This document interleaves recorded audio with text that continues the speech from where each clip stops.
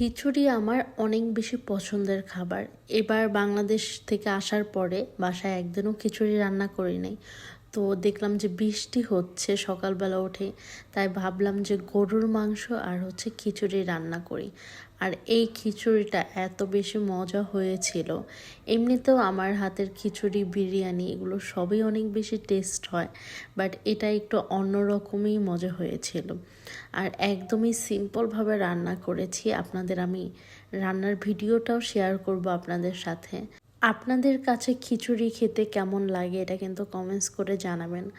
আর beef খিচুড়ি তো অসাধারণ একটা ব্যাপার।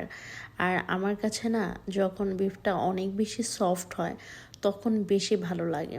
বাসমতি চালের খিচুড়ি এমনিতেই ভালো লাগে, তো তার উপরে আবার বিফ দিয়ে অসাধারণ একটা ব্যাপার। সবাই ভালো থাকবেন, আমার জন্য দোয়া করবেন এবং আপনাদের কার কার পছন্দ কমেন্টস করে জানাবেন। আল্লাহ হাফিজ।